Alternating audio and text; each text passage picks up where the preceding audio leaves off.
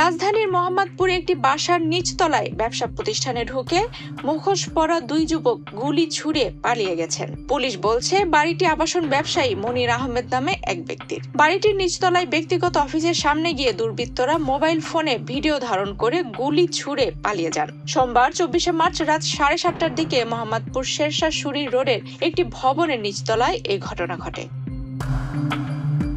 মনির আহমেদ জানান, 3 দিন আগে অজ্ঞাত এক ব্যক্তি মুঠোফোনে তাকে 50 লাখ টাকা চাঁদা দেওয়ার হুমকি দিয়েছিল। এরপর সন্ধ্যায় মুখোশধারী কয়েকজন তার অফিসে এসে 2 রাউন্ড গুলি ছোড়ে। একটি গুলি ফ্লোরে পড়ে, আরেকটি লাগে দেয়ালে। এই ঈদে জামা জুতো অ্যাকসেসরিজের ডিসকাউন্ট। সিসিটিভি ফুটেজে দেখা যায় মুখে কালো কাপড় বাঁধা দুজন ব্যক্তি অফিসে প্রবেশ করেন। তাদের একজন মোবাইলে ভিডিও ধারণ করেন আর অন্যজন বলেন আমরা ক্যাপ্টেনের লোক বলেই গুলি ছোড়েন। ঘটনার সময় অফিসে শুধু দারোয়ান উপস্থিত ছিলেন। তিনি জানান মোট 3 জন এসেছিলেন। একজন বাইকে দূরে অপেক্ষা করছিলেন, আর একজন ভিডিও করছিলেন, আর অন্যজনের হাতে ছিল পিস্তল। 7:22-এর দিকে আমি স্টার্ট করেছি, তো চা বলছি চা খাবো। আরেকজন লোক আসছে, তো আমি চা বানাই কেবল চাটা নিয়ে আসছি এই পাকের মুখ থেকে এই দিকে। আর এই দরজার লগে লোক দাঁড়ায় লোক দাঁড়ায় বলতেছে আমার সাথে কথা যে মনির ভাই, আমি কই হেঁটো বাইরে ক্যাপ্টেন, আমরা ক্যাপ্টেনের লোক কই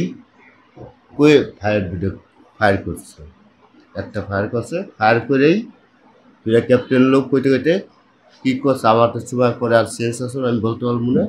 লোক একজন ছিল, আরেকজন পিছনে ভিডিও করছে। টোটাল 3 জন আছে, একজন বাইরের হুন্ডে মোটরসাইকেল বসা ছিল। আমার ডাইরেক্ট ক্যাপ্টেনের লোক কই সারের কথা কই ডাইরেক্ট ফায়ার করেছিল।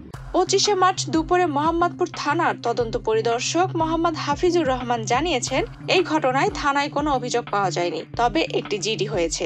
অভিযোগ পেলে মামলা গ্রহণ করা হবে। ঘটনার পর থেকে এলাকায় আতঙ্ক ছড়িয়ে পড়েছে, তবে কারা এই ঘটনায় জড়িত তা এখনো স্পষ্ট নয়। পুলিশ তদন্ত শুরু করেছে এবং আশেপাশের সিসিটিভি ফুটেজ পর্যালোচনা করা হচ্ছে।